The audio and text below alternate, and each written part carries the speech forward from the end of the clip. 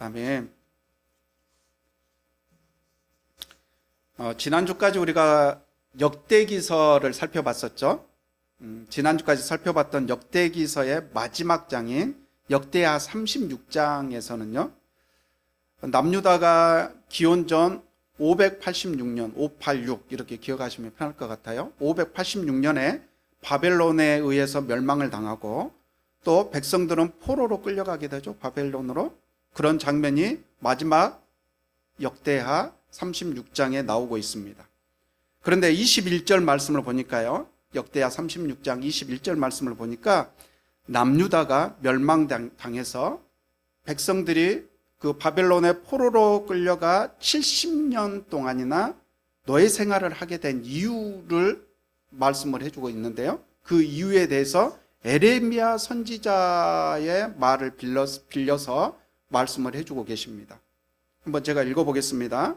땅이 70년 동안 황폐하게 되어, 70년이라고 나오고 있죠.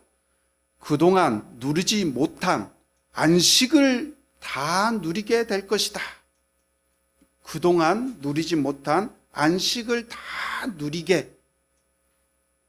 하나님께서는 세상 만물과 또 우리 인간을 창조하시고 인간을 향해서 말씀하시죠. 생육하고 번성하여 땅에 충만하여라. 땅을 정복하여라.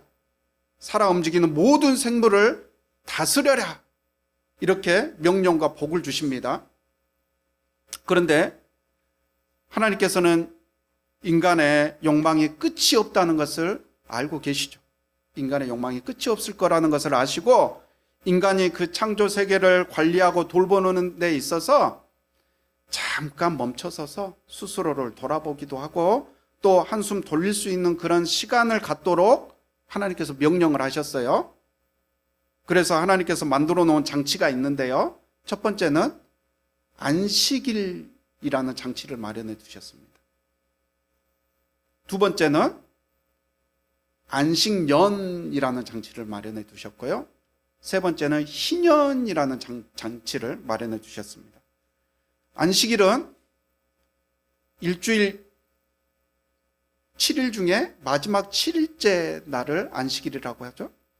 그리고 안식년은 안식일의 확장판으로 볼 수 있어요. 안식일의 확장판인데 7년째 되는 날, 아까는 일이고 지금은 연이죠. 7년째 되는 날, 그 한 해를, 7년째 되는 그 한 해를 안식년이라고 부릅니다. 그리고 희년은 이제 그 안식년의 확장판이에요. 안식년의 희년은 안식년이 7번 지나고 50년째 되는 한 해를 말합니다. 여기 계산법이 나와 있죠. 7번을 지나니까 77에 49고 그 다음 한 해 50년째가 되는 거죠. 50년째 그 해를 희년이라고 부르는 겁니다. 자, 안식일은 하루 동안 모든 일을 멈추게 되고요, 안식년과 희년에는 1년 동안 땅에 농사를 짓는 것도 멈추고 노예도 해방시키고 또 채무도 면제해 주는 1년 동안 그런 일을 하게 됩니다. 자, 안식일이나 안식년 그리고 희년을 하나님께서 제정하신 데는요, 물론 인간을 비롯한 자연 만물을 안식의 시간을 통해서 회복시키고자 하시는 그러한 목적도 있지만요, 그와 함께 하나님의 백성들로 하여금 하나님의 말씀에 순종, 그 안식일에는 쉬어야 된다, 안식년에는 1년 동안 쉬어야 된다, 희년에도 1년 동안 쉬어야 된다, 그 하나님의 말씀에 순종하여 하루 일을 안 해도, 심지어는 1년 동안 농사를 안 짓고 또 내가 빌려준 돈을 다 탕감해주고 우리 집에 노예를 다 아무 조건 없이 다 해방시켜줘도 하나님의 말씀에 순종하는 이들에게는 하나님께서 채워주시고 책임져 주신다는 사실을 이스라엘 백성들에게 알려주고 싶으셨던 거죠. 그런데 이스라엘 백성들은 자신들의 욕망과 욕심에 사로잡혀 안식년이 되어도 농사를 멈추지 못했고요, 그 1년 동안 농사를 지면 그게 얼마인데 계산이 나오는 거죠. 사람들에게 빌려준 돈도 탕감해 주지 않았고 그 돈, 아까운 내 돈. 노예를 해방시켜 주지도 않았던 거죠. 과거에는 주변 모든 사람들이 동시에 안식일도 지키고 안식년도 지키고 희년도 지켰기 때문에 나만 손해본다는 생각이 없었을 거예요. 모두가 다 그렇게 하니까. 세월이 흐르면서 사람들이 하나 둘 하나님의 말씀을 떠나 이방 문화와 관습 그리고 이방의 그 가치관들을 받아들이기 시작했고요. 그 영향으로 안식일도 안식년도 희년도 점점 안 지키는 사람들이 그 이스라엘 공동체 안에서 하나 둘 늘어나기 시작했던 거죠. 그렇게 되면 이 하나님의 말씀을 율법을 잘 지키는 사람만 바보가 되는 거죠. 안식년에도 계속 농사를 짓고 빌려준 돈은 고리대금까지 합쳐서 따박따박 받아내고 또 노예를 부려서 계속해서 일을 했던 그렇게 율법을 안 지켰던 사람들은 당연히 해를 거듭할수록 재산이 늘어나겠죠. 그러다 보니 다른 사람들의 마음도 점점 흔들리기 시작했을 테고요. 결국에는 대부분의 사람들이 안식일과 안식년과 희년을 안 지키게 되는 그런 지경까지 이르게 된 겁니다. 이스라엘 공동체가 처음에는 하나 둘로 했다가 나중에는 그래도 저 사람한테 아무 일도 안 벌어지네, 아무 일도 없네, 그럼 나도 손해 보면 안 되지. 이러면서 이제 그게 모든 백성들에게, 이스라엘 백성들에게 만연하게 된 거예요. 하나님께서는 그렇게 자신의 욕망과 욕심에 사로잡혀서 하나님의 말씀과 명령은 헌신짝처럼 내팽개쳐버린 이스라엘 백성들을 바벨론의 포로로 끌려가게 만들어서 억지로라도 70년 동안 이스라엘 땅이 안식을 누릴 수 있게 하셨다는 겁니다. 하나님께서 선택하신 백성이고 그만큼 그 이스라엘 공동체를 사랑하셨기 때문에 하나님께서 그렇게 억지로라도 그렇게까지 하신 거죠. 여러분, 우리는 이스라엘 백성들처럼 그런 우를 범하지 않길 바랍니다. 우리가 하나님의 말씀을 따라 살지 않으면요, 이렇게 하나님께서 우리의 삶 속에서 억지로라도 말씀이 이루어지도록 하시는 겁니다. 왜요? 우리는 하나님의 사랑하는 하나님께서 선택하신 백성들이기 때문이죠. 하나님께서 사랑하는 백성들이기 때문에 하나님께서 우리를 통해서 억지로라도 하나님의 말씀이, 하나님의 뜻이 이루어지게 한다는 거예요. 그런데 역대하 36장 말씀을 보세요. 물론 나를 사랑하셔서 억지로라도 말씀을 이루어 주시는 것도 은혜죠. 은혜입니다. 하지만 인간적으로 봤을 때 억지로 그렇게 말씀이 이루어지고 있는 역대하 36장의 그 현장은 말 그대로 아주 비참한 모습 아닙니까? 그렇죠? 지난번에 설교에서도 말씀드렸듯이 나라는 빼앗기고 가족들은 바벨론의 포로로 끌려가고 성전은 다 파괴되고, 우리는 그렇게까지 되기 전에요, 빨리 하루라도 빨리 주님께로 돌아가서 주님의 말씀을 우리의 삶 속에서 실천하고 또 말씀에 순종하는 그런 삶을 우리는 살아가야 할 것입니다. 이제 70년의 세월이 흘렀습니다. 70년의 세월이 흘러서 남유다를 정복했던 바벨론을 페르시아가 정복하게 됩니다. 페르시아 왕인 고레스는 왕위에 오른 첫 해, 오늘 말씀을 보니까요, 왕위에 오른 첫 해에 온 나라에 명령을 내려서 조서를 쓰게 하죠. 그리고 그 조서의 내용이요, 이스라엘 백성들을 해방시켜서 그 이스라엘 백성들이 예루살렘으로 돌아가서 성전을 재건하라는 명령을 내리게 됩니다. 자, 그런 고레스의 칙령과 함께 역대기서는 막을 내리게 됩니다. 자, 오늘부터 이제 앞으로 2주 더, 오늘 포함해서 3주 동안 이제 역대하 말씀 다음에 나오는 오늘의 본문 에스라서를 가지고 이제 설교를 하게 될 텐데요. 에스라는 사람 이름이죠. 에스라는 율법학자이기도 하고요, 제사장이기도 합니다. 또 서기관이기도 합니다. 자, 율법학자의 학자가 들어가잖아요. 일단 율법학자의 서기관이니까 아주 글 쓰는데 능하겠죠. 그렇죠? 글 쓰는데 능하겠죠. 자, 역대기서가 바벨론 70년 포로기가 끝나고 유대인들이 예루살렘으로 귀환한 후에 역대기서는 쓰여졌다고 했었죠. 이 에스라서도 비슷한 시기에 쓰여졌어요. 그 포로기가 끝나고, 바벨론의 70년의 포로기가 끝나고 예루살렘으로 귀환한 후에 그때 이 에스라서도 쓰여졌습니다. 그런데 그동안 우리가 살펴봤던 역대기서를 보면요, 역대기서를 가만히 보면 특이점을 하나 발견할 수 있는데요, 그동안에 설교했을 때도 자주 등장을 했을 겁니다. 역대기서를 설교할 때, 자, 성전 건축을 준비하는 다윗 왕으로부터 시작해서요, 성전을 건축하는 솔로몬 왕, 그리고 솔로몬 이후로도 성전 정화 작업을 비롯해서 계속해서 역대기서에 보면 성전, 성전, 성전이라는 말이 계속 언급되고 있어요.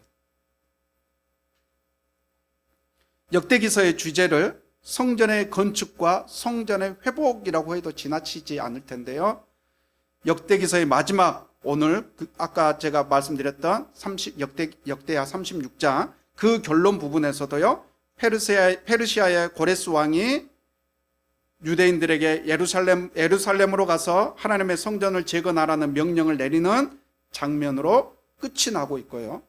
또 오늘 본문, 이제 에스라서로 넘어와서 오늘 본문 에스라서 1장은 역대기서의 마지막 내용이었던 예루살렘 성전을 재건하라는 그 고레스의 칙령을 다시 언급하는 걸로 시작을 하고 있습니다. 역대기서 마지막 부분에서 등장했던 그 칙령을 다시 언급하면서 에스라서를 시작을 하고 있어요. 그 칙령의 주요 골자가 뭐였어요? 성전 재건이었잖아요. 성전 재건. 예루살렘 성전은 이스라엘 백성들에게 도대체 어떤 존재이길래 이렇게 역대기서에서도 그리고 에스라서에서도 그렇게 계속해서 성전을 언급을 하고 있을까요? 약 5년 전에 저희 가족이 지금 살고 있는 우리 송정 아파트로 이사를 왔는데요, 우리 송정 아파트가 지어진 지 좀 오래됐잖아요. 저희가 이사 왔을 때가 지어진 지 약 20년 정도 되었을 텐데요, 한 번도 리모델링을 안 했는지 그 창문은 문틀이 틀어져 가지고 이 창문이 덜컹덜컹거리고 있고, 또 베란다 바닥은 그 타일이 깨져 가지고 이렇게 들떠 있고, 그리고 거실 바닥은 여기저기, 거실 바닥에 그 마루가 여기저기 기스가 나 있는 것은 뭐 말할 것도 없고, 또 여기저기 뭐 깊게 이렇게 패여 있는 자국들도 많이 보였습니다. 가장 심각한 것은 싱크대였어요. 그 싱크대 후드, 연기가 나가는 그 싱크대 후드는 아주 새카만 기름때로 새카만 상태였고요. 또 싱크대는 옛날 그 20년 전에 그 나무로 만들어진, 요즘은 잘 안 쓰죠, 나무로 만들어진 그런 싱크대, 이제 문이 오래돼 가지고 문도 다 틀어져서 서로 맞지도 않고 잘 닫히지도 않고 그런 상태였습니다. 주인분께서는 집을 고쳐주실 마음이 전혀 없어 보였고요, 또 그때가 전세 대란으로 전셋집 구하기도 어려운 때여서 어쩔 수 없이 그냥 그 집을 저희가 직접 고치기로 했습니다. 죽산면에 있는 교회에서 사역을 할 때였는데요, 퇴근을 하고 저녁 시간에 여기 공도까지 와서 며칠에 걸쳐서 그렇게 수리 작업을 했었습니다. 피곤하고 힘들었지만 우리 가족이 살게 될 집이니까 어쩔 수 없이라도 그렇게 수리를 해야만 했었던 거죠. 자, 한번 생각해 볼까요? 2절 말씀에 고레스 왕은 조서에 유대에 있는 예루살렘에 하나님의 성전을 예루살렘으로 돌아가서 하나님의 성전을 지으라고 그렇게 하나님께서 명령하셨다라고 했는데요, 하나님께서 예루살렘 성전을 고치라고 그렇게 명령하셨던 그 이유가 무엇일까요? 성전이 하나님의 집이니까요. 하나님께서 거기에 거주하는 하나님의 집이니까. 그래서 성전을 수리하고 재건하라고 명령하신 걸까요? 우리가 내가 살아야 하는 집이니까, 혹은 내가 사는 집이니까 집에 문이 고장나거나 또는 수도가 고장날 때 어쩔 수 없이라도 우리가 수리를 해야 되는 것처럼, 하나님께서 그 성전은 하나님께서 지내시는 집이기 때문에, 아유, 집이 이렇게 엉망이어서 지금 내가 너무 불편하니까 이스라엘 백성 빨리 좀 와서 이 집 좀 고쳐줘. 하나님께서 그런 이유 때문에 그렇게 이스라엘 백성들에게 성전을 재건하라, 수리하라고 명령을 하신 걸까요? 역대상 전에 설교 시간에도 한번 봤었던 말씀인데요. 17장 5절과 6절 말씀입니다. 내가 이스라엘을 이끌어낸 날로부터 오늘까지 나는 어떤 집에서도 살지 아니하고 이 장막에서도 저 장막으로, 이 장막에서 저 장막으로, 이 성막에서 저 성막으로 옮겨 다니며 지냈다. 내가 온 이스라엘과 함께 옮겨 다닌 모든 곳에서 내가 내 백성을 돌보라고 명한 이스라엘의 어떤 사사에게 나에게 백향목 집을 지어주지 않는 것을 두고 말한 적이 있느냐? 하나님은 어느 한 공간에 국한되시는 분이 아니시죠. 또 하나님은 어떤 집에서도 살지 않으시는 분이십니다. 아니, 반대로 하나님은 모든 집에서 사시는 분이시고 세상 어떤 공간에도 모든 공간에 거하시는 분이시죠. 한 공간에 국한되시는 분이 아니라는 겁니다.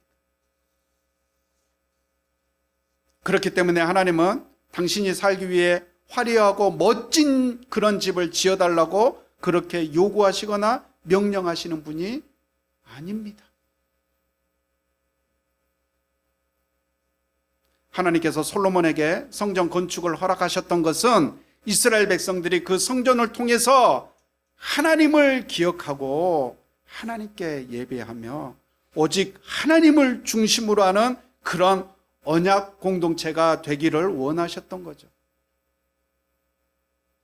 쉽게 말하면 성전은 이스라엘이 하나님 나라의 백성이라는, 하나님 나라의 공동체라는 그 분명한 정체성을 사람들에게 알려주고 보여주는 하나의 상징인 거예요. 시청각 자료인 거예요. 시청각 자료. 하나님을 잊지 않게 하기 위해서 이스라엘 공동체, 하나님께서 그곳에 거주하시거나 거기서 하나님께서 생활하시거나 거기서 주무시고 그런 곳이 아니라는 거죠. 이스라엘이 아수르와 바벨론에 멸망당한 것도 하나님 나라 백성이라는 그 정체성을 잊어버리고 살았던 것이 원인 아닙니까? 하나님 말씀을 따라 살지 않고 내 욕망을 쫓아 살았던 거죠. 그래서 안식일도 잊어버리고 안식년도 잊어버리고 희년도 잊어버리고 그렇게 살았었던 것 아닙니까? 하나님께서 다시 건축하시고자 하는 성전은 거대한 신전이 아니었습니다. 또 유대인들을 예루살렘으로 귀환시킨 것은 단지 황폐해진 이스라엘 토지를 회복시키려는 게 목적이 아니셨습니다. 유대인들의 예루살렘 귀환은 유대인들의 하나님에 대한 신앙의 회복을 의미하는 것이고요, 예루살렘 성전을 다시 지으라는 하나님의 명령은 하나님을 인정하는 이스라엘 공동체를, 즉 그 언약 공동체를 다시 세우라는 의미이죠.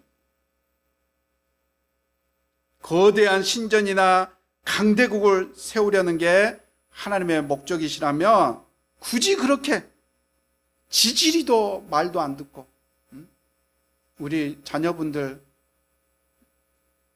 부모님 말씀 잘 듣고 있어요? 아니요? 저렇게 인정이라도 하네요. 네. 굳이 그렇게 지지리도 말도 안 듣고 또 지금은 포로로 끌려가서 아무런 힘도 없는 그런 이스라엘 백성들을 굳이 다시 불러내서 그렇게 사용할 필요가 있을까요? 만약에 거대한 신전을 짓는 것이 하나님의 목적이었다면 이스라엘을 예루살렘으로 귀환시켜서 강력한 나라를 세우는 게 하나님의 목적이었다면 굳이 그런 이스라엘을 다시 불러내가지고 그렇게 사용할 필요가 있었겠어요? 그냥 당시 최고 강대국이었던 그 페르시아의 고레스 왕을 사용해서 거대한 신전도 짓고 더 강력한, 지금도 강력하니까 더 강력한 나라를 세워가는 게 훨씬 더 간단하고 또 효율적인 방법 아니겠습니까? 하나님께서는 이스라엘 백성들이 아무리 찌질하고 못난 자들이라고 하더라도 당신의 사랑하는 백성들이 다시 주님께로 돌아오기를 원하셨던 거고요. 또 성전을 중심으로 하나님 나라의 공동체, 언약 공동체가 다시 회복되고 세워지기를 원하셨던 겁니다. 하나님께서는 거대하고 화려한 신전을 지어달라고 우리에게 요구하지 않으십니다. 단지 하나님을 향한 우리의 신앙이 회복되고 우리의 사랑이 회복되고 하나님을 향한 우리의 진실된 마음이 회복되기를 원하십니다. 또한 하나님께서는 우리 교회 공동체가 세상적으로 강하고 부유한 공동체가 될 것을 요구하지 않으시고요. 단지 하나님 앞에 진실된 공동체로 세워지기를 원하십니다. 어떤 목사님은 우리 교회들이 그렇게 진실된 예배를 하나님 앞에 드리지 않고 또 우리가 교회에 모여서 서로 사랑하지 않고 서로 싸우기나 하고 또 그리스도인들이 세상에서는 제대로 된 그런 삶을 살지 못하니까 그러면서도 우리가 하나님을 예배한다고 이곳에 나와가지고 우리가 모여 있으니까 그런 우리의 모습이 하나님 보시기에 역겨워서 코로나 기간에 교회들이 모이는 것을 막아버리신 것 같다. 이렇게 말씀하시는 분이 계시더라고요. 그 목사님 말씀에 제가 100% 동의하는 것은 아니지만 어느 정도 그럴 수도 있겠다라는 생각은 듭니다. 이스라엘 공동체가 하나님 말씀을 지키지 못하니까요. 하나님 말씀을 따라 살지 않으니까 바벨론을 들어서 70년 동안이나 그 공동체를 산산조각내서 뿔뿔이 흩어버리신 것 아닙니까? 오늘 이 말씀에 비추어 우리 교회 공동체도 한번 돌아보면 좋겠습니다. 우리 공동체는 하나님 말씀을 따라 살아가고 있습니까? 우리 공동체는 하나님의 말씀에 의해 움직이는 교회입니까? 혹시 하나님께서 흩어버리고 싶어하는 그런 공동체의 모습은 아닙니까? 이제 말씀을 맺겠습니다. 하나님께서 고레스를 통해 유대인들을 예루살렘으로 귀환시키고 예루살렘 성전을 다시 짓도록 명령하신 것은 거대한 신전을 짓고 이스라엘을 강대국으로 만들고자 하신 게 아닙니다. 이스라엘을 하나님의 말씀을 따라 살아가는 하나님의 언약 공동체로 다시 회복시키시고 또 다시 세우고자 하신 것입니다. 사실 이스라엘은 하나님께서 선택하신 민족이었음에도 불구하고 한 번도 강대국이었던 적이 없습니다. 세상적인 기준으로 보면 이스라엘은 항상 약소국이었죠. 하나님께서 우리 공동체에 원하시는 것은 강하고 또는 유명한 그런 교회 공동체가 아닙니다. 빛도 이름도 그 무엇도 없을지라도 묵묵히 주님을 따라가는, 주님의 말씀을 따라가는, 그리고 주님의 사명을 따라가는 그런 진실된 공동체가 되길 원하십니다. 우리의 진실된 예배로, 우리의 진실된 찬양으로 참된 주님의 성전을 지어가는 우리 교회가 그런 공동체가 되었으면 좋겠습니다.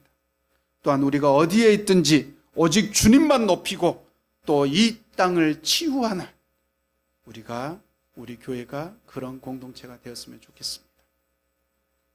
하나님께서 우리 교회를 그런 건강한 공동체로 세워주시고 또 만들어 가실 것을 믿습니다. 우리 함께 찬양 드립니다.